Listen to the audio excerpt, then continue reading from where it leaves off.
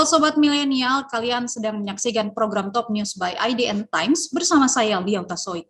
Selama 30 menit ke depan kami akan menyajikan rangkuman Top News sepanjang hari ini, Rabu 13 Juli 2022. Kita awali Top News dengan informasi terbaru dari kasus penembakan di rumah dinas antar anggota Polri yang terjadi di kediaman rumah dinas Kadif Propam Polri Irjen Pol Verdi Sambo. Tim gabungan pencari fakta bentukan Kapolri menggelar olah TKP sejak Selasa malam dan sempat memasang garis polisi yang dilepas pada Rabu tadi. Olah TKP yang dilakukan Selasa malam tadi melibatkan sejumlah penyidik dan pusat laboratorium forensik Polri. Sementara itu, olah TKP dilakukan secara tertutup dengan durasi selama 5 jam. Kabar Reskrim Komjen Pol Agus Andrianto pun terlihat memimpin langsung dalam kegiatan ini. Terlihat petugas silih berganti memasuki rumah Irjen Pol Verdi Sambo untuk melakukan investigasi serta memendangkan garis polisi sepanjang rumah yang menjadi tempat kejadian perkara baku tembak pada Jumat lalu kemarin. Dalam peristiwa ini, Brigadir J diduga melecehkan istri Kadif Propam di dalam kamarnya dengan menodongkan senjata api. Hal ini pun diketahui oleh Baradae sehingga membuat Brigadir J panik dan melepaskan tembakan. Baku tembak pun tak terhindarkan hingga menewaskan Brigadir J. Hingga hari ini polisi masih melakukan penyidikan terkait peristiwa baku tembak yang terjadi pada Jumat lalu. Brigadir J tewas usai 7 tembakan bersarang di tubuhnya. Dari hasil olah TKP, tim gabungan pencari fakta mengumpulkan sejumlah barang bukti yang akan diserahkan ke Pusat Laboratorium Forensik Polri. Kini, pihak kepolisian masih melakukan pemeriksaan uji balistik terhadap barang bukti yang ditemukan, yakni 2 senjata api jenis Glock dan HS, dan mengirimkan proyektil serta selongsong peluru ke Puslap 4 Polri.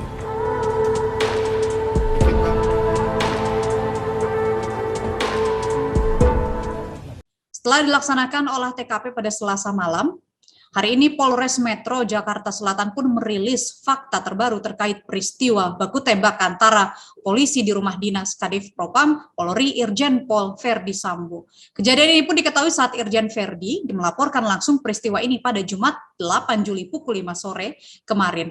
Laporan tersebut langsung direspon dengan mengecek dan olah TKP yang dipimpin Kasat Reskrim Polres Metro Jakarta Selatan AKBP Ridwan Soplanit pada hari itu juga. Dan berikut ini adalah 6 fakta terbaru yang didapatkan dari 2 kali olah TKP yang dilakukan polisi. Fakta pertama, Brigadir J ditemukan dalam keadaan berlumuran darah di dekat tangga. Dari hasil olah TKP pertama, Brigadir J ditemukan tergeletak bukan di depan kamar tempat istri Kadif Propam beristirahat. Fakta selanjutnya ada personel R selain Baradae dan istri Kadif Propam di tempat kejadian perkara. Selain jasad Brigadir J, penyidik juga menemukan beberapa barang bukti yaitu senjata selongsong proyektil peluru. Istri Kadif pun diketahui berteriak setelah terbangun karena Brigadir J melecehkannya dan menodong senjata HS9 sambil membungkamnya.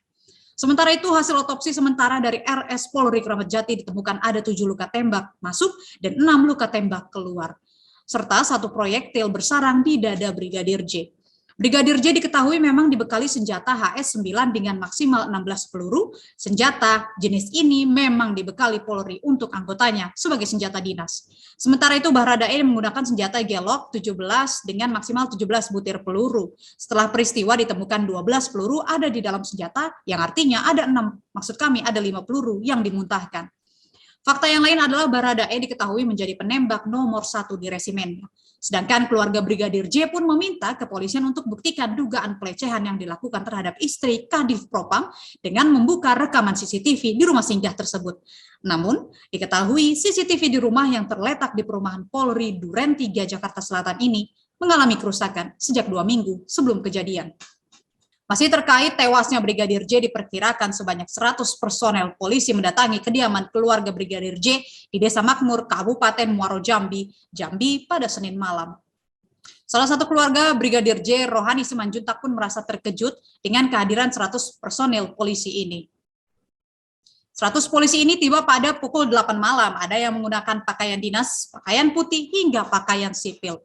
Rohani pun menceritakan mereka berbaris mengelilingi rumah tanpa permisi atau komunikasi. Saat itu Rohani sedang berada di dalam rumah, beberapa orang polisi pun masuk ke dalam rumah dan tidak ada kekerasan yang terjadi. Tetapi hanya menjelaskan kejadian yang penjelasannya dirasa berbeda, karena ini mengandung pelecehan. Keluarga sempat dilarang mengambil foto atau merekam kehadiran polisi di kediaman Brigadir J ini. Rohani pun mengatakan jika ponselnya mengalami peretasan secara berangsur, yaitu pada pukul 5 pagi, aplikasi WhatsApp dan Facebook tak bisa dibuka dan digunakan untuk berkomunikasi. Rohani sempat bercerita jika Brigadir J mendapat perlakuan baik dari Kadif Propam Irjen Verdi Sambo serta istrinya. Bahkan Brigadir J juga dipercaya untuk membeli kebutuhan sehari-hari keluarga Irjen Verdi. Ayah dari Brigadir J, Samuel Huta Barat, menaruh harapan kepada Kapolri Jenderal Listio Sigit Prabowo dan Presiden Jokowi agar kasus ini bisa terungkap dengan sebenar-benarnya dan meminta pihaknya mendapatkan keadilan. Pihak keluarga pun merasa tidak percaya Brigadir J melecehkan istri Kadif Propam. Rohani menilai keponakannya sebagai sosok yang jujur dan dapat dipercaya. Bahkan diceritakan Brigadir J mempunyai kekasih dan berencana akan menikah pada 7 bulan ke depan. Setelah kasus polisi tembak polisi di rumah singgah Kadif Propam Irjen Verdi Sambo ramai diberitakan, Kapolri Jenderal Listio Sigit Prabowo kemarin akhirnya buka suara. Kapolri mengatakan Polri telah membentuk tim khusus yang dipimpin Wakapolri untuk menyelidiki kasus polisi tembak polisi. Tim khusus ini juga melibatkan anggota dari eksternal polisi antara lain Kompolnas dan Komnas HAM. Kapolri menjamin pemeriksaan kasus ini akan dilakukan secara serius, transparan, objektif, dan akuntabel. Tim secara periodik juga akan melaporkan hasil pemeriksaan kepada publik. Berikut kita simak pernyataan Kapolri Jenderal Listio Sigit Prabowo. Yang saya hormati Pak Wakapolri, Pak Irwaspul, Pak Kabar Eskrim, Pak Kabik,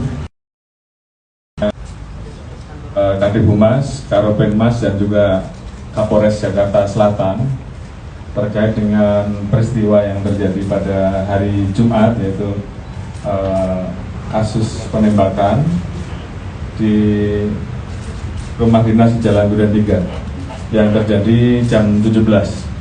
Tentunya terkait dengan penanganan kasus itu, di mana kasus ini kasus pidananya ada 2 laporan polisi. Yang pertama terkait dengan percobaan pembunuhan, yang kedua terkait dengan kekerasan, ancaman kekerasan terhadap perempuan, dalam ini penggunaan pasal 289. 2 kasus ini saat ini sedang ditangani oleh Polres Jakarta Selatan, dan tentunya saya sudah minta agar penanganannya betul-betul ditangani dengan menggunakan prinsip-prinsip yang berlaku, yaitu bagaimana kita mengedepankan scientific crime investigation. Jadi tentunya terkait dengan penanganan kasus ini pun, walaupun ditangani oleh Polres Jakarta Selatan, namun kita minta tetap diasistensi oleh Polda dan Bareskrim Polri. Kemudian ada satu lagi kasus yang tentunya melibatkan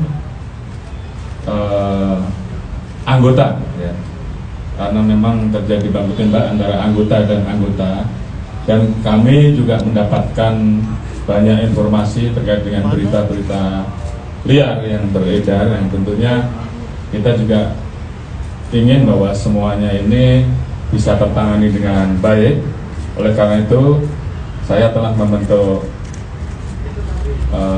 tim khusus yang dipimpin oleh Pak Wakapolri, Pak Irwasum, kemudian ada Pak Kabar Eskrim, Pak Kabik, kemudian juga ada ASSDM, karena memang beberapa unsur tersebut harus kita libatkan, termasuk juga fungsi dari Provos dan Pamina.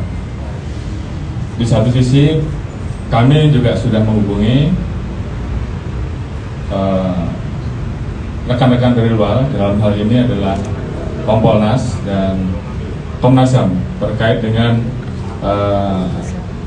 isu yang terjadi, sehingga di satu sisi tentunya kita mengharapkan bahwa kasus ini bisa dilaksanakan pemeriksaan secara transparan, objektif, dan tentunya karena khusus menyangkut masalah anggota, kami juga ingin bahwa peristiwa yang ada ini betul-betul bisa menjadi terang. Oleh karena itu tim nanti akan bergerak sehingga rekomendasi dari tim gabungan eksternal dan internal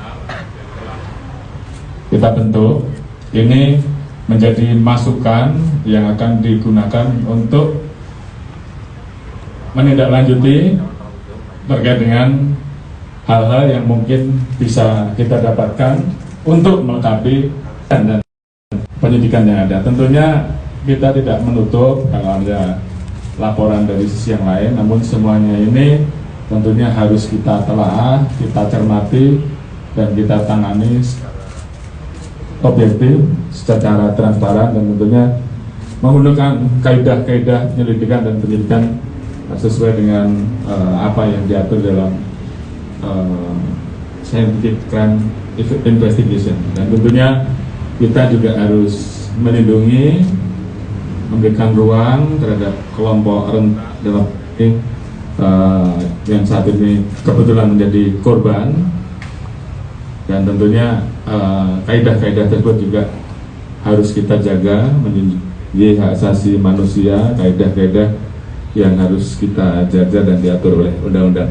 Namun yang pasti penanganan kita akan laksanakan secara serius dengan diawasi oleh tim yang ada, baik yang mengawasi proses penyelidikan dan penyidikan maupun hal-hal lain yang mungkin akan bisa didapat, dan ini tentunya akan dipertanggungjawabkan kepada publik dengan kami yakinkan bahwa kami institusi Polri tentunya akan melakukan semua proses ini secara objektif, transparan, dan akuntabel, dan ini semuanya akan kita sampaikan pada saat semua hasil proses penyelidikan, penyidikan, dan temuan-temuan yang mungkin bisa didapat oleh tim gabungan internal dan eksternal ini menjadi satu kesatuan yang kemudian menjadi kesimpulan untuk melengkapi apa yang saat ini sedang dilaksanakan oleh penyidik dan juga oleh tim internal yang menangani kasus-kasus yang terkait dengan kepolisian. Saya kira ini yang bisa saya sampaikan, dan secara periodik nanti akan disampaikan kepada seluruh rekan-rekan, dan mudah-mudahan ini bisa menjawab keraguan publik terkait dengan isu-isu liar, dan ini bagian dari komitmen kami untuk memberikan informasi dan menyampaikan hasil-hasilnya secara objektif dan transparan. Demikian, terima kasih. Wassalamualaikum warahmatullahi wabarakatuh.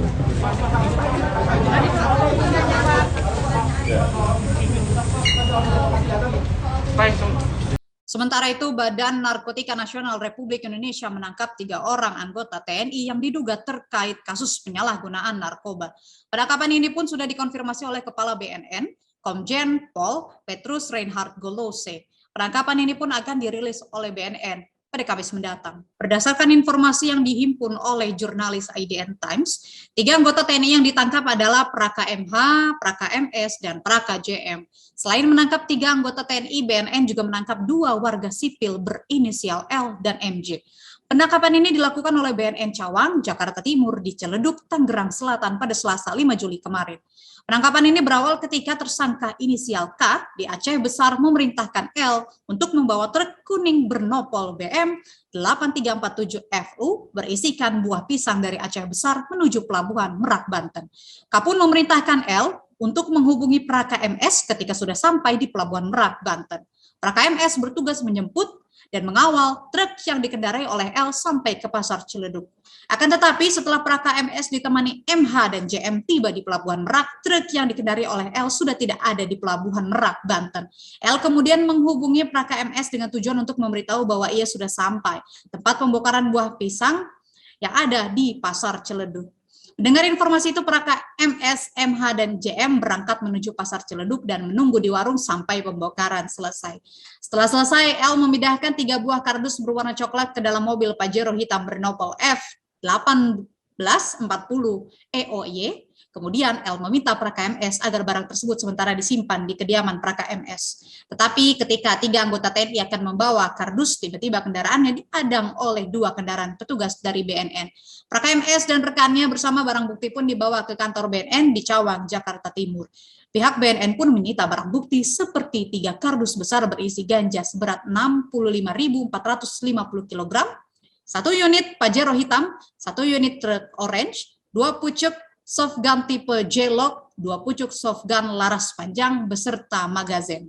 Informasi Jawa Timur, sidang terdakwa kekerasan seksual terhadap santriwati Pondok Pesantren di Jombang, yaitu MSAT, akan digelar secara online di Pengadilan Negeri Surabaya pada 18 Juli mendatang. Pandemi COVID-19 pun menjadi faktor utama kenapa sidang anak Kiai Jombang ini digelar secara online. Informasi terkait persidangan daring ini dikonfirmasi oleh Humas PN Surabaya, Anak Agung Gede Agung Pranata. Alasannya bukan untuk menghindari massa yang dikhawatirkan datang ke PN Surabaya, tetapi karena pandemi COVID-19 yang masih ada. Sidang perdana ini pun akan digelar secara tertutup atau tidak untuk umum. Pertimbangannya untuk mengantisipasi agar sidang berjalan aman dan lancar. PN Surabaya pun mengatakan sudah siap menggelar sidang kasus kekerasan seksual yang dilakukan oleh anak Kiai Jombang ini. Nantinya terdakwa MSAT akan diadili oleh 3 orang hakim, yaitu Sutrisno, Titik Budi Winarti, dan Katwanto. Sedangkan panitera yang akan bertugas adalah Ahmad Fajarisman, sedangkan sidang perdana pun akan digelar di ruang sidang Cakra dengan agenda pembacaan dakwaan oleh jaksa penuntut umum. Sobat milenial, jangan kemana-mana, Top News akan kembali dengan informasi nomor induk berusaha yang diberikan oleh Presiden Joko Widodo kepada pelaku UMKM.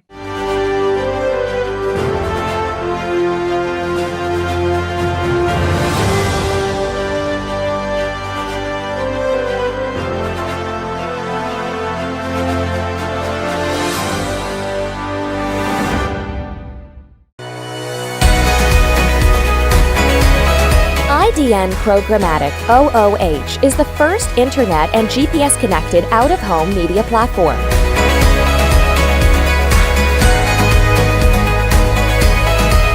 Creating public-private partnership with the city we operate in, we utilize taxis and ride-sharing vehicles for distribution and scale.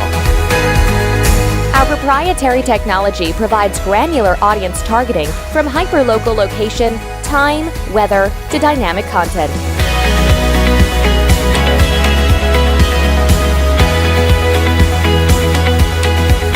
We bridge your digital life to real life.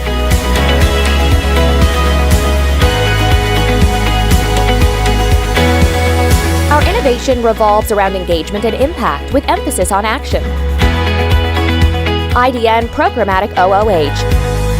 Smart screens for smarter cities.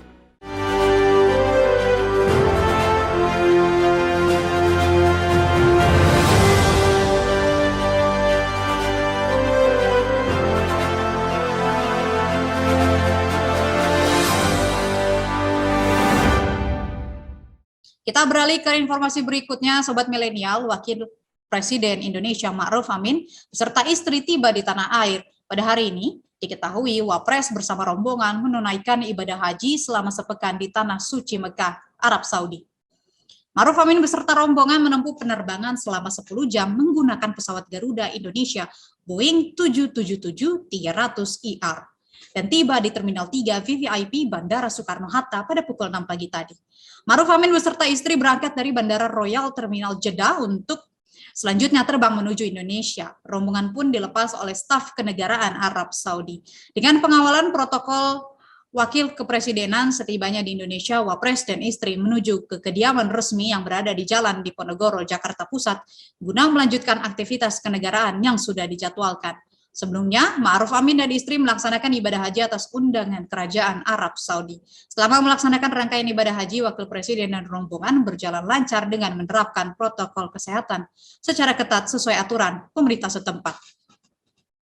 Presiden Joko Widodo mengajak semua pelaku UMKM untuk segera membuat nomor induk berusaha atau NIB agar memudahkan pelaku UMKM mendapatkan bantuan modal melalui kredit dari bank. Presiden menargetkan setiap hari 100.000 nomor induk berusaha bisa keluar.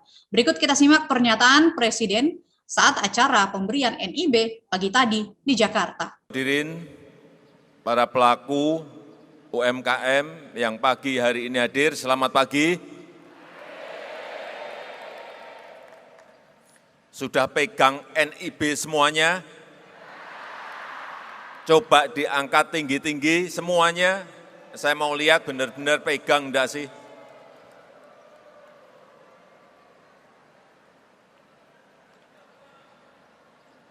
Ya, terima kasih. Awal-awal dulu saya berusaha, kesulitan terbesar yang saya alami adalah tidak memiliki izin usaha. Itu tahun 88, 89, tidak memiliki izin usaha. Sehingga saya tidak bisa akses ke perbankan. Mau pinjam ke bank tidak bisa karena tidak memiliki izin usaha. Kalau saya ingin mengajukan izin, harus bayar. Dan bayarnya untuk saya saat itu sangat berat. Sehingga bertahun-tahun saya tidak memiliki yang namanya SIUP TDP saat itu, yang itu adalah sangat diperlukan oleh pengusaha-pengusaha mikro dan pengusaha kecil kita.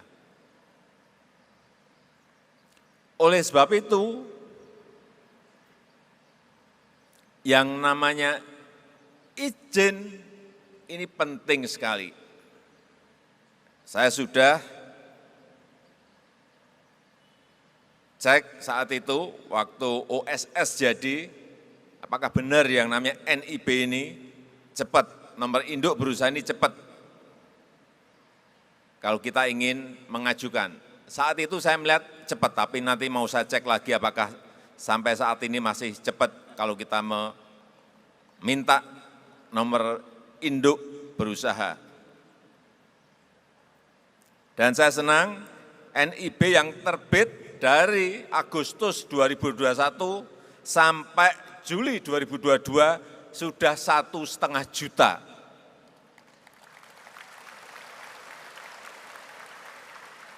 Dulu sebelum ada OSS, itu per hari paling hanya 2.000 izin keluar. Hanya 2.000. Sekarang sudah sampai angka 7.000 sampai 8.000 per hari. Tapi yang saya minta bukan angka 7.000, 8.000 per hari. Yang saya minta 100.000 per hari izin harus keluar. Dan itu nanti ada tanggung jawab dari kepala daerah. Supaya mendorong pengusaha-pengusaha mikro, pengusaha kecil, menengah untuk semuanya memiliki izin ini yang namanya nomor induk berusaha.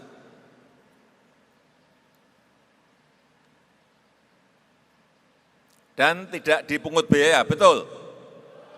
Ada yang minta nomor induk berusaha diminta biaya, silahkan maju, saya beri sepeda.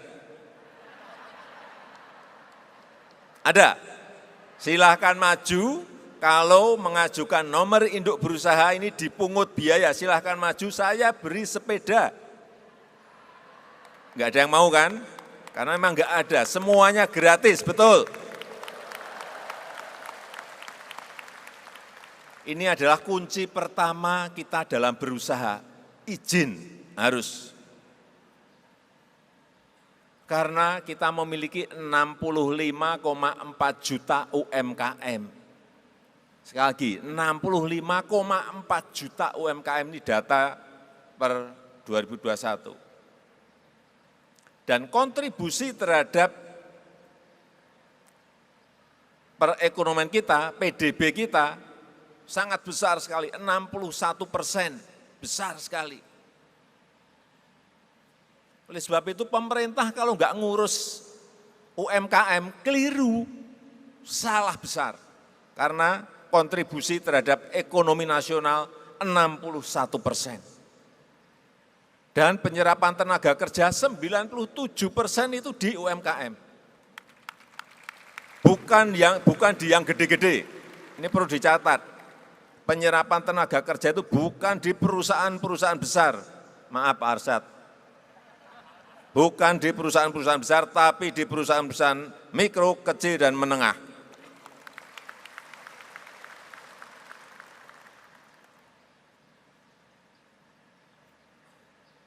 Dan per April ini juga sebuah informasi yang baik, per April 2022 realisasi kredit perbankan sudah 1.195 triliun. Dan untuk kurnya, kita anggarkan ini 373 triliun tahun ini. Tapi yang realisasi baru separuhnya, 49%. Saya tadi tanya ke Pak Dirut BRI, 49%. Jadi kalau sudah pegang ini dan peluang usahanya ada, peluang pasarnya ada, segera Bapak Ibu semuanya berbondong-bondong ke BRI.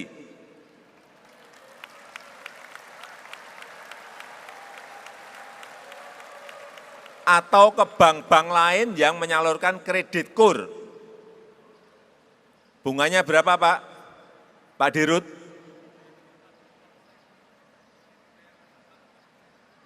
Mumpung karena ini dana PEN, dana pemulihan ekonomi karena pandemi kemarin, mumpung bunganya masih 3% per tahun. Sobat milenial jangan kemana-mana, Top News akan kembali dengan informasi dari tim nasional basket yang raih kemenangan penuh saat melawan Arab Saudi.